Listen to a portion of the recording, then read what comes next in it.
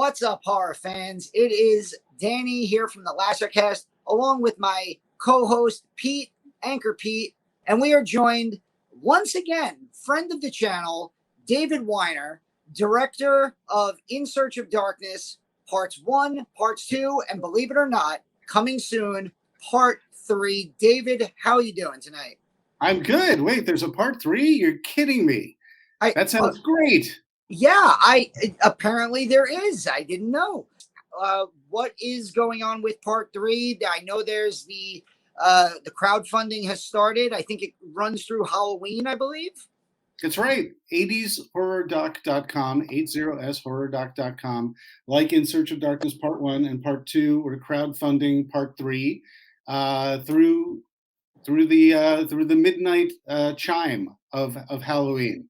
But what's cool about In Search of Darkness 3 compared to the previous two is that this time you guys get to choose what is in this movie. 80s horror has just hundreds and hundreds and hundreds of titles, and you can't get to all of them. And there's just so many more left that are really kind of represent sort of, while there are some theatrical ones that we still haven't gotten to, there's a lot of the sort of bottom shelf, straight to video, or even shot on video movies that everyone loves and rallies around and shares and bootlegs and discovered on a day in the afternoon when the parents weren't around and they probably shouldn't have. You know, we all have those movies. And what's cool about our campaign this time around and the movie that we're making in this coming year is that the community, the horror community who's backing the project, you guys, if you back this, you get to actually choose what the movies are going to be, a good portion of them. How cool is that? Who gets to do that? That's well, horror fans do. That's pretty much it. Yeah. Well, I was a proud backer of In Search of Darkness 2. My daughter got a kick out of seeing my name in the credits. So when I do contribute to the crowdfunding for Part 3, I want to shoot my shot and say that we got to get Unmasked Part 25 in there, because I seem to be the only person who has a true passion and love for this bizarre movie. So I needed to get that out there on screen and just put it out into the zeitgeist that Unmasked Part 25 belongs in the movie. Hopefully more people than me vote for it or even know what it is.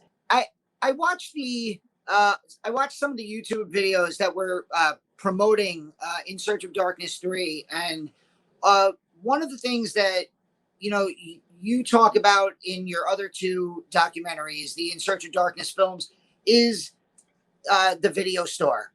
Mm-hmm. And the video store for today's generation is this like lost culture, pretty much. How does it feel that like these documentaries, you have 8 hours, almost 9 hours of documentary footage about 80s horror already out there streaming and available for purchase? You have another, I'm assuming it's going to be 4.5 hours again. So how does it feel that you are, your documentaries are basically like that new video store culture for a new generation of horror fans? It's amazing. It really is. I think you make it's a very good question. How does it feel? It feels unexpected.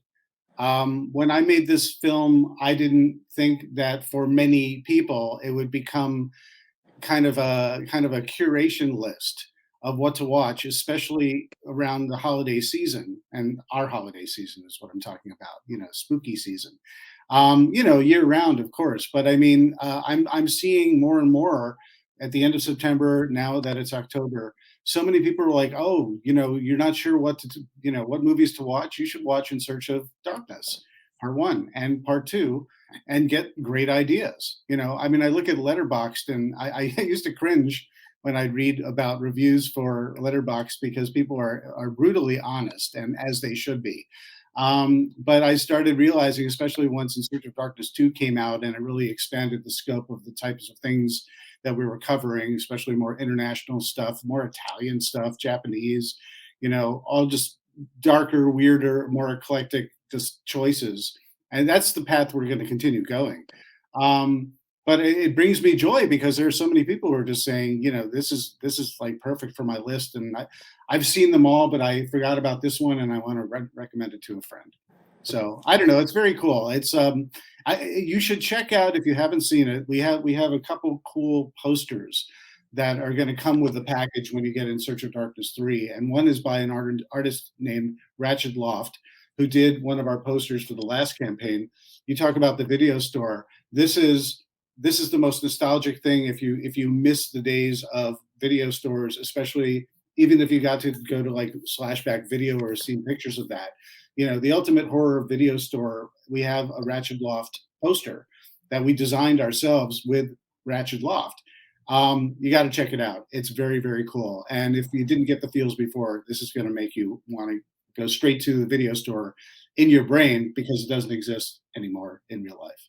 I happen to love In Search of Darkness 2 almost a little bit more than part 1, just because of what you said about like that. You went even weirder, and the foreign horror, and like just to give you an idea, like I had never heard of Cellar Dweller before, and then Hulu put it on, and I finally watched this bizarre movie that Don Mancini wrote, that under a pseudonym. Yeah, that Herbert West Reanimator has a cameo in at the beginning. Jeffrey Combs. It's this weird movie. It's not really good by any stretch of the imagination, but it's fun as hell. And I only knew about it because of In Search of Darkness, and I consider myself a pretty knowledgeable horror fan. So, I mean, that's what these movies do for me. So I can't even wait to get into the deepest of deep cuts with part 3. I think a lot of us are completists at heart. And you said whether it's good or not, I think it's irrelevant to at least this audience, where we're just like, I haven't seen that yet, I have to. And it doesn't matter if it's going to be a good or bad. You just want to see what's in there, and you want to sort of, you recognize that there's fun elements, and it's part of a time capsule of an era of practical effects and indie filmmaking and, low budget, chutzpah. So I don't know. I mean, I still get a big smile on my face when, we asked Jeffrey Combs, let's talk about Cellar Dweller, and he practically did a spit take, and he's like, Cellar Dweller? You want to talk about Cellar Dweller? Like, he genuinely never gets asked about that movie. And so, hey, if more people, if I have him talk about it and have Don Mancini talk about it, and even have Don Mancini, who now has his Chucky TV show debuting right around now as well. I'll plug that. I think it's technically on right this right as we're filming. It's on. I have nothing to do with it other than I think Don's awesome, and so you guys all should run and check it out. He's even a bit surprised and mesmerized by people coming to him saying that they love Cellar Dweller, because that's, I'm sure, something that he kept off his resume for as long as he could.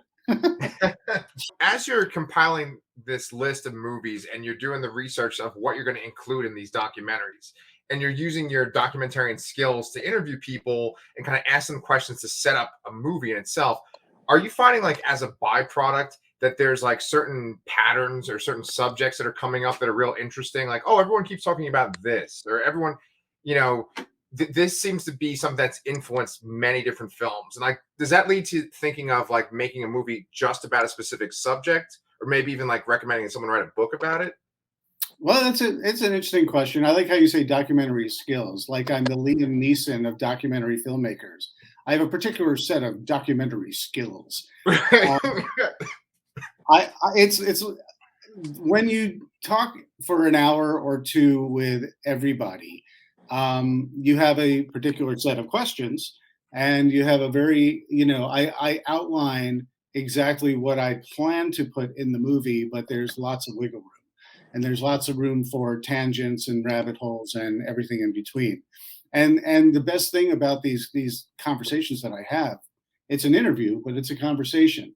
And I will bring up something, or some, interviewee will bring up something where I'm like, oh, okay, I didn't know that. Or like, I haven't thought about that in quite some time. And, you have the time to pursue it. And next thing you know, certain topics are coming up that you never expected to be talking about. And the more I'm thinking about it as I do that, I'm like, that would make like a whole chapter that works, Or people, I want to answer your question and say if there's some consistent thing, but it's like after 2 movies, we've covered so many topics and I've done so many interviews that I can't really say something that very specifically came up. But it's like there's a pattern of discussion where, you're talking, people just talk about the marketing, the merchandising.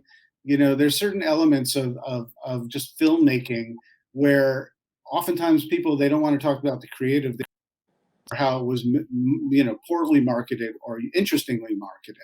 Those are the kind of things that I think you don't say, hey, they really sold it wrong, and why didn't anyone see it, because no one knew what it was about. But Kelly Maroney or Barbara Crampton will talk about chopping mall and the poster art for that, or the box art for that, and how it has nothing to do with the movie. Joe Dante will talk about how The Howling had a completely different poster for the European version versus the domestic version. That's one of the best horror posters ever, in my opinion.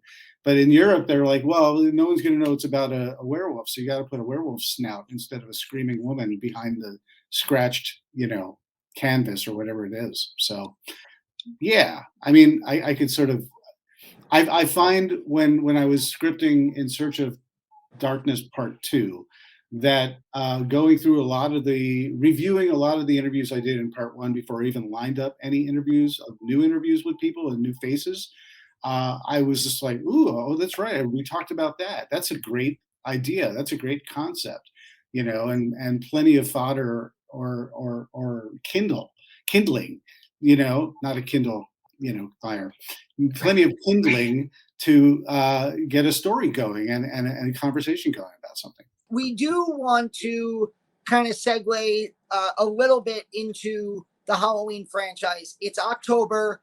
We decided to cover the Halloween franchise, a totally original idea amongst YouTube channels for this time of year.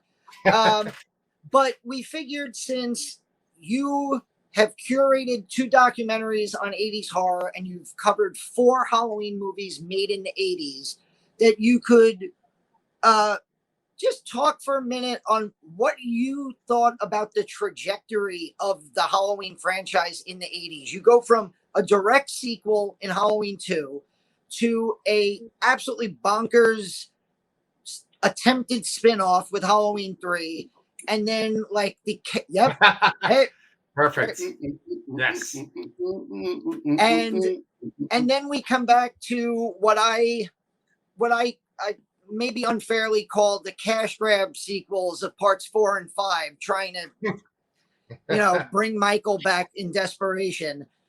So what's your view on those 80s Halloween films, just in general? Well, first of all, I have to set the record straight. Michael Myers is in every single Halloween movie, including Halloween 3. And people say, what? He's not in Halloween 3, but he is. He's on TV in a commercial in a bar that Tom Atkins is watching just for a minute. So at least they gave him a little lip service visually, and a nod to the fans who they didn't think would just revolt. But that being said, I am one of those people who Halloween 1978 really rocked my world and changed my life quite a bit, because up until then I was a monster kid. Famous Monsters of Filmland, Godzilla movies and Frankenstein and Roger Corman B movies from Wasp Woman, Mole Man, the Mole Man. Anyway, all those movies I just loved, and so when Halloween came along, I was extremely intrigued, but I was too young to know anything about slashers at that point, because 1978 I was 10 years old and I was way too young to watch Halloween. But I remember the buzz about it because I was old enough. When you're 10 years old, you're really clued into sort of the pop culture buzz.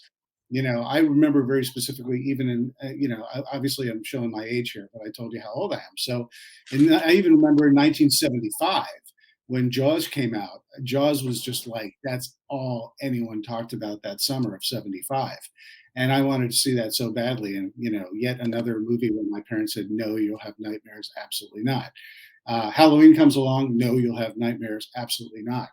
So it really wasn't until I think 1981 that I got to see Halloween, right when Halloween 2 was coming out and it had its network debut. And I've told this story before, but I'm happy to tell it again because it's very important in that when I saw Halloween, it was on the small little black and white TV in my den at night, and my family was not at home. I have no idea where they went, but I was a latchkey kid. And my parents loved me. They didn't just abandon me. But they're like, oh, yeah, we're going out to whatever. And I said, yeah, whatever. I'm watching Halloween. They're like, okay, have fun, dear. And I remember just watching that, scared absolutely shitless. And it changed my whole view about movies. Having been a monster kid up until that point, now I saw this movie, which was completely different, just rocked me, shook me to my core.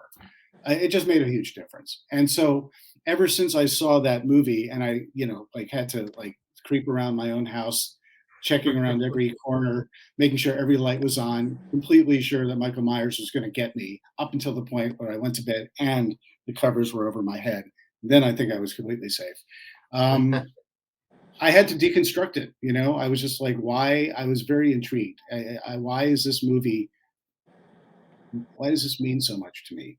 Why does it scare me so much, but I still want to come back to it and see it again and understand it?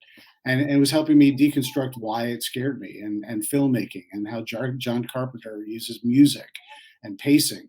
Anyway, it set the bar so high that every single movie that went after it, that was a Halloween movie, could never quite compete. And I loved Halloween 2, and it's the law of diminishing returns. I love 3, but I didn't come into that much later. But every single movie afterwards, my biggest problem with it, and we could get into the whole discussion about it because I know I'm doing all the talking here, but it's like my biggest problem is not what the movie's about. It's the quality of the Michael mask. And because the quality of the Michael mask was not the original from 1 and 2, I was like, this is fake. This is just they're posers. They call it Halloween. They use Halloween music, but it's not Halloween, even if it's not John Carpenter. I mean, I get it. The VHS box for part 4 is the biggest lie in movie history. Because it has the original Michael Myers mask from part 1, and then you rent the movie, and it's the worst mask in the whole franchise. It's like a mime mask on that one. Oh. Nick Castle got to keep the original Michael Myers mask, which we all know was originally like a refurbished Shatner mask. And for part 2, there's something very odd and unique and magical about the quality and the look of that mask. There really is. Because for part 2, they didn't have it, and they tried to recreate it, and they couldn't. And so Deborah Hill called Nick Castle and said, she's like, you still have that mask, right? We can't get it right. Can I have it? And he let her borrow it, and he never got it back. And he's like, wishes he has the original. But ever since then, they just get it wrong. And it's like such a fundamental thing that has always irked me. And so it's not even the question of where the story goes, the weird twists and turns, the repetition, whatever it may be. It's really irrelevant to me. I just can't get into it from the beginning if he doesn't even look like Michael Myers to me. Man, you must have been really thrown off with 4 when he had the blonde hair then, right? For that one scene? Blonde Michael.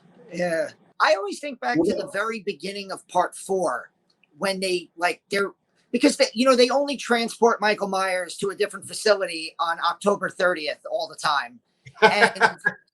And he's got he's got the bandages all over his face. And the movie starts and he's just covered in bandages. And I always thought that would have been a really cool direction to take if they left him maskless and they kept him just bandaged up the whole movie, like the Mummy Michael Myers.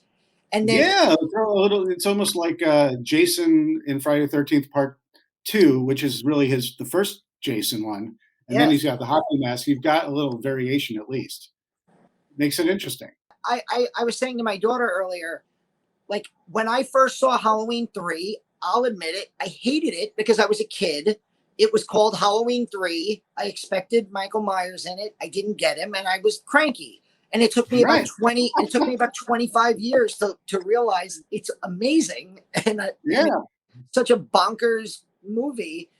But yeah, like there's a lot of movies like that where, well, they as we know, and as many people may or may not know, there you go. Very good. It's it was just, if they had marketed it differently, you know, because that's a classic case of the intentions of the film, and the marketers of the film from the studio releasing it did not see eye to eye, and it's having less confidence in the franchise. So they basically said, you know, we got to this has got to be Halloween 3, otherwise people aren't going to be seeing some movie. John Carpenter presents Season of the Witch. You know, they just didn't have any confidence. You know, no one has the foresight to look at how we revere all this stuff years later. You know, back then they're just like, well, Halloween did really well. Halloween 2 did okay, but not great. Halloween 3, it's got to be called Halloween 3. They'll find out. It doesn't matter if they find out once their asses are in the seats. We've already got their money. It doesn't matter, you know. Well, you know, the last time you were on our show, you mentioned how you had seen Empire Strikes Back, and then there was all this speculation that you had with your friends between Empire and Return of the Jedi. So I'm assuming that by the time Halloween 3 came out, you were able to see it in theaters? I was actually away at school, and I remember it being out, but I didn't have an opportunity to see it in theaters. So it wasn't until I saw it on VHS, I don't know, a year or two later, that I watched it, and I just, it's funny. I just scratched my head. I didn't hate it. I was just confused. But I wasn't. But here's the thing: it's like, it's Season of the Witch, and you see these kids with Halloween costumes. They did not show Michael Myers in the advertisements, so I kind of thought, they're, in my mind, not knowing anything, I felt that there was an evolution in the franchise where there was going to be a witch-like character that was going to be kind of, you know, doing terrible things to Halloween trick-or-treaters. It didn't really, I wasn't misled that Michael Myers was going to be in there just because it was called Halloween 3. I don't know, maybe I'm an anomaly, and I'm not being like, oh, I was above everyone else because I knew. I didn't know. And I was definitely a bit befuddled overall. But I was even befuddled, not that there wasn't any Michael Myers, but I was waiting for like a witch villain. Yeah. And it was really a bunch of robots and masks that melt you into bugs, you know, but okay. You've interviewed people about the Halloween sequels or the Halloween franchise as a whole. What has been the consensus that you've gotten from people? As some people love it, some people hate it. I mean, like Chris Jericho, you know, he talks about how he loves Halloween 5 more than like Halloween 2, I think he said. I mean, and he meant it. And he brought that up, you know, because we go through the list of, you know, let's talk about this. We haven't talked about that. You know, we go year by year, and I'll say, here's the list, or, you know, and, you know, we'll talk about a bunch of different things. And like, he'll bring certain things up, like, I don't feed any of this stuff. You know, like he just went to town on Mother's Day. You know, he's just like, Mother's Day, I love this because 5 minutes later, you know, I think we've covered it. That's pretty good. And then like, well, what else could we talk about? And we had plenty to talk about. It wasn't like, well, what else could we talk about? But it was like, when we got to Halloween, we got to franchises. He's like, I want to make sure that we talk about, you know, Halloween 5. He wanted to talk about Shocker. He loved Shocker a lot, you know. So yeah, I mean, the answer to your question really is, you know, some people say it's trash. Some people say I love it for this element of it.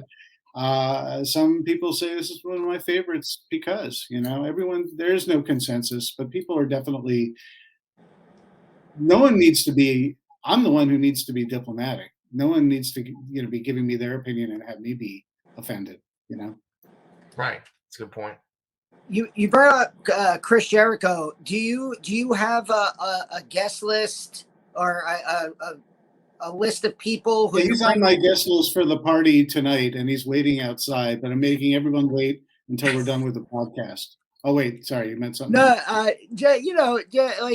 for part 3, do you have like? I'm sure you have people coming back who were in parts 1 and 2, but do you have any like new people? Because like part 2, I know you had like a whole slew of new people. Like you had to create new sections for like Robert Englund and Nancy Allen. So Yeah. do you have like I some new people on the list? we have a couple that we've announced, and many more to come, and many more to be determined. A lot of the choices that are going to be related to the movies that you guys pick, because when you guys say, I want this movie, I'd love for you to talk to this person, I'd love to talk about this movie, a lot of that will dictate who we talk to in relation to the knowledge of these movies, or working on these movies, or starring in these movies. Um, but I've already sat down with Dee Wallace. I've already sat down with Adrienne Barbeau. Already sat down with a guy named Gene Simmons, I think his name is, and a couple other names who have some interesting insight in a bunch of these films. And so, we've got some in the can, and we're definitely bringing over additional people that we've had from the previous movies. And we're lining up some new stuff, and we're lining up some new faces, just like we did with part 2, in terms of, carrying people over and a bunch of new faces. So I'm very excited to get into that. Right now, I'm neck deep in Search of Tomorrow. I'm still editing that. And so while we're doing this campaign for In Search of Darkness Part 3, I'm pretty myopic in terms of production. Post-production for In Search of Tomorrow, production comes next for In Search of Darkness 3. I see. Gene Simmons, that's that guy. He's in that movie with like Tom Selleck and Kirstie Alley. No, he was the guy who was in Phantom of the Park. I don't know if you guys have seen that one, but I don't know if anyone ever heard from him. No one knows who he is because he was wearing all this face makeup. It's really Okay. Probably explains it. Yeah. Taking it back to Halloween, just one other thing. We have the new version of Halloween where they essentially abandon the sequel timeline we were talking about. Are you a fan of the Halloween that came out in 2018? I was very excited to see that. I knew it was coming when I was working on Famous when I worked at Famous Monsters. I talked to John Carpenter for the anniversary of Escape from New York, and he talked to me a little bit about things in the works for a new Halloween that he was going to be involved in, and I was very, very excited about that. So I've been, I was counting the days until Halloween 2018 would come out, and I was very excited to see it. Saw it opening night, and very happy that they retconned it, because I don't really have a preference for the other films. And I really liked how they retconned where Halloween H2O didn't even exist either. It was really just a follow-up from 2, essentially, right?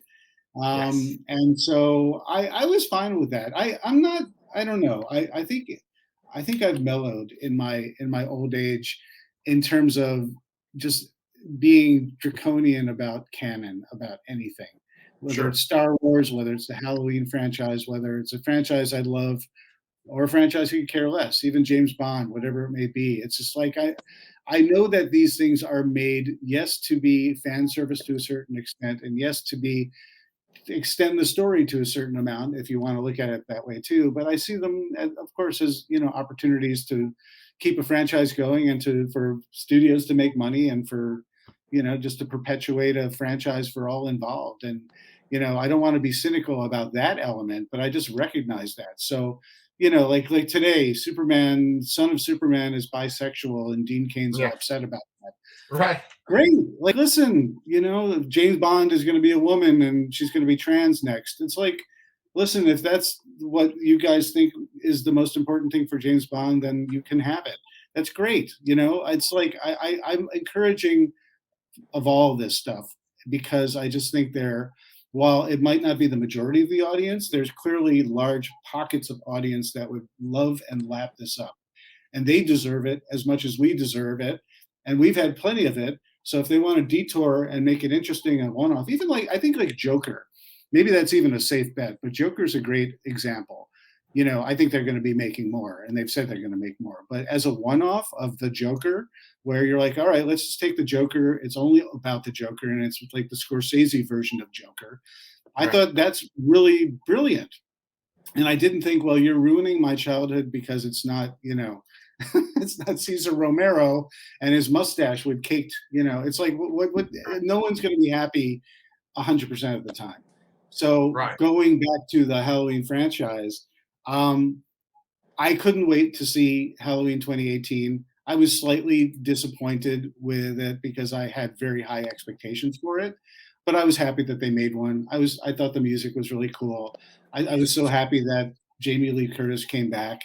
I thought it was fun. I was not ultimately loving it, but I'm fine with it. I will see Halloween Kills as soon as I get a chance, But how do you guys feel about it? Well, I need to know the main thing if you're happy with the mask. Well, the mask now is the evolution of the mask, I think, is great. I really love the 2018 mask.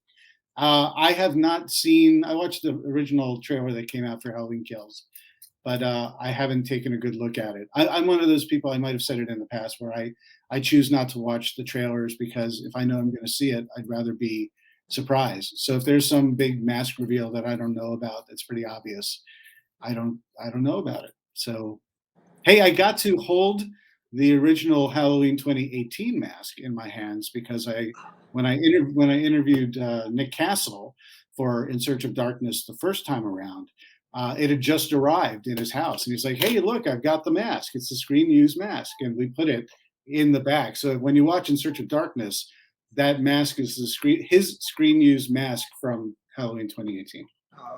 My daughter, who was like probably 8 at the time, who had just seen Halloween because that's how I parent. She met Nick Castle at a horror convention, and I was like, "That's the original Michael Myers," and she was like, "Wait, what?" And then I like pushed her towards him, and she was like, and he's like, "Hi," and she was so confused. He's like everyone's uncle, He's the he could not be further from what that character's all about. I just want to pick up on something you said about like you've kind of stopped caring as you've gone on about like things that are canon. Yeah. One of my favorite comments about canon is, and this is 90s horror a little bit, but it has to do with the 80s because it's Jason Goes to Hell. Listening to Adam Marcus, the director, talk about how he said that Jason is officially a Deadite from the Evil Dead movies because the Necronomicon is in Jason Goes to Hell, and he has this whole backstory. And like somebody asked him, they're like, "Well, that's not really canon, is it?" He goes, "No. I made a Jason movie. I get to say what's canon now. I get to say what canon is exactly." And I was like, "This guy." I like that movie's a lot like Halloween 3 for me. It's a movie that like 20 years ago I was like, "This is this dumbest, worst movie I've ever seen," and now I freaking love it because it's so out there in the opposite direction. I think my favorite Friday the 13th movie is Jason X, actually. And going back to the canon stuff, it's just like, whether Star Trek even, I just love all this stuff. But it expends way too much energy to battle for control over something that other people are now controlling, and if it's not what you want, just whining about it. Like you're welcome to say you don't like it, and you're welcome to say why, and you're welcome to boycott it. And I guess if you want to tell the world daily on Twitter or social media that they should all avoid the movie because it's not canon and it's ruins your childhood, by all means, you're free to do that. But you look like a little whiny baby. It's just like, who cares? I found that even with Twitter, it depends on the community that you're dealing with. Like if you're dealing with the horror community, yeah, you're going to get some trolls once in a while. But, like between the In Search of Darkness movies and like the return of Joe Bob to Shudder and the Last Drive-In, there's so much positivity that can be found within the toxic sludge. You just have to kind of know where to look. And but it's very true. It's very true. I mean, these are what the horror community in general, I think, is incredibly welcoming and tolerant, and ingratiating community. And that's why I love it so much. I mean, listen, if it was really that awful, I wouldn't be making a third movie, because I'm sure I'd be buried in the sludge of mudslinging, you know. But it's like, you know, and there are plenty of people who are not fans of In Search of Darkness because it's just not for them, and that's totally fine. But for the most part, everyone they are sharing the love for it. They're sharing their reasons why. They're using it as a jumping point off to discover a whole slew of new movies for their list, quote unquote. You know, it's interesting. I mean, before I'm not going to take sole credit for this at all, but I've always been a fan of Evil Speak, and right around the time that I decided I was going to put Evil Speak in the movie, along those lines, I think Joe Bob put it on his show. I don't know if it came out before or after, and I'm not going to say anyone took anything from ideas from one person or another, but it just converged at the same time. But I had so many people saying, whether it was from Joe Bob's show or from my movie, that they discovered Evil Speak for the first time and that they love it. And they're like, where has this movie been this whole time? And so movies like that, you know, I can't wait to keep on going. Henenlotter, you know, we still haven't talked about, we haven't done Brain Dead, you know, for In Search of Darkness 3. So I'd love to, you know, include that as well. You know, I'm getting tangential here, but you know, I actually, while we were talking, I had an exact moment like that, because you brought up Chris Jericho talking about Mother's Day. And in my head, I'm going, I saw Mother's Day, but I saw it on the last drive-in with Joe Bob. But then I remember seeing the clips of it in Search of Darkness with Chris Jericho talking about it. But then Chris Jericho was also on Joe Bob, and it's like it all circles around. Or Boris, right? The snake eating his tail. Darcy the Mail Girl, aka Diana Prince, for In Search of Darkness 1, she was trying to connect me with Chris for part 1, and we really wanted to have him for part 1, but we just couldn't make it align with the time that we had. So we're very happy that he connected with us for part 2, because he's real fun, and he's a wealth of knowledge. He's just like incredibly enthusiastic for all these things. With the tangents, like, you know, you're saying go off on a tangent, just one little side tangent I've always been curious about. Corey Taylor from Slipknot, he is a big part of the first 2 documentaries, and you know, it always seems like he's plugging the documentaries too. Like, where did the connection start there between you two? That's actually a really great story between Corey Taylor and Diana Prince, aka Darcy the Mail Girl. When we did the crowdfunding for In Search of Darkness Part 1, there was a top tier backer where if you were like the top tier backer, you got to be in the film. And we're not doing that anymore, but we did that for the first one. And only 3 people responded to that. Out of those 3 people, 2 of them were Corey Taylor and Diana Prince, Darcy the Mail Girl. I don't know what to call her because I know her actually by 3 names. But anyway, you guys know her as Darcy the Mail Girl, right? Everyone knows her as Darcy the Mail Girl. Yeah. Right. And but they didn't even realize that they were going to be on camera. They were just like super cool horror backers. And so they were like, because we asked them, we're just like, what, you know, thanks. Why did you back us? And they're like, oh, well, I was backing something else on Kickstarter, and this said, if you like this, then you'd like this project. And they're like, oh, cool, 80s horror. And they just like top-notch, top shelf backed us. And it was just serendipitous that it turned out to be these guys, because when we called them to say, hi, you backed us at the highest level. We'd like to talk to you about being in the movie. You know, Corey Taylor, he's just like, he was nervous because he's just like, oh, I don't think they realize it's me, and they're either going to love that or they're going to hate that. I don't know how they're going to respond to it.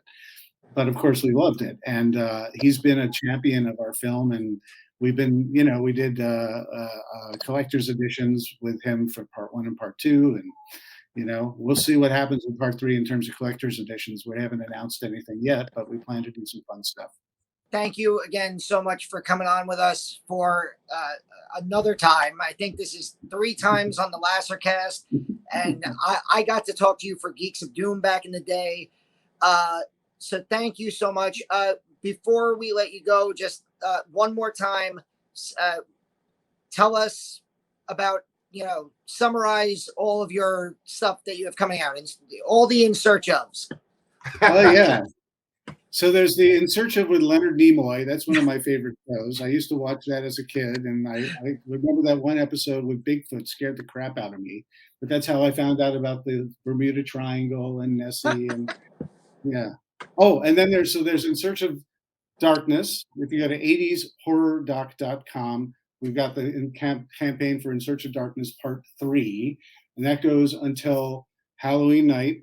And if you go there, it's very cool. It's like the last ones. You get all sorts of cool swag. You get posters, you get a pin, you get the Blu-ray, you get digital copy. There's all different tiers, all different backer levels and stuff like that. But I think the 2 coolest things about it, 3 coolest things: you get access to the community that we've got, the Discord community. But the 2 cool things are, 1, you get to have your name in the credits. So if you guys wanted to do this, you could, if you've done it in the past, which I know you have, you could, if you wanted to do something different this time, you could put the Lassercast as your credit. Oh, that was running through my mind. That's what you could put anything you want, as long as it's not like completely, should be censored. But I mean, how cool is it that you get your name in the credits? I mean, that's super fun. It's something. Robin says this, and I believe it. It's like, it's something you can give to your grandchildren. It's just like, you could say, yeah, see that movie that's on Shudder, I was the guy who made sure that it happened, and here's my credit, and I am part of the creation of this. And you get access to this whole production cycle. So I was going to say, you're in, once you're backing this, you get to be part of choosing. You choose to the films that are going to be in this movie. We're going to have like quarterly, you get to meet with the production crew that's making this, and we give you like status updates, and it's not like you buy it and then you have to wait a year. During the process of the year that we're making this, you guys get to be really involved and really part of this. It's quite interactive, and it's respectful of the community. We have watch parties every single week. It's very, very cool. I gave you 80shorrordoc.com. And if you go to 80sci-fi-doc.com, we've got In Search of Tomorrow coming. It's coming in the spring. We'll keep you updated on that. I'm finishing up that film now. It's going to be an opus. It's got an amazing cast. It's got 75 interviewees. There's some amazing folks in there. Billy D. Williams. There's Joe Dante, there's Dee Wallace is in that. It's just a laundry list of super cool sci-fi names. Nicholas Meyer, director of Star Trek, The Wrath of Khan. Adam Nimoy, the son of Leonard Nimoy. Walter Koenig, the writer, Walter Koenig, of course, Chekhov from Star Trek, the writer of the Back to the Future movies and co-producer Bob Gale. It's just the list is endless of super cool people who are all part of that movement. Will Wheaton, of Star Trek: The Next Generation, and I could just keep on going because there's 75 people. I went up to ILM to talk to Dennis Murin, and I talked to Phil Tippett. So iconic legends of visual effects legends. I had John Dykstra sitting in my backyard talking about the early days of ILM and the hot tub that got people angry. We will let you go. Thank you so much, David, for coming on with us once again. And hey, maybe when it is springtime, you'd like to come back again and talk about In Search of Tomorrow when it comes out, and you'll have more progress on In Search of Darkness 3. So it's great to having you. Great to having you. I'm too tired. Great having you again on the show. Thank you so much. And we'll see you very soon on the Lassercast. Yeah. Thank you. Wait, before you turn off, I gotta put on the there we go. There you go. Disco. Awesome. He's ready for Halloween. There you go.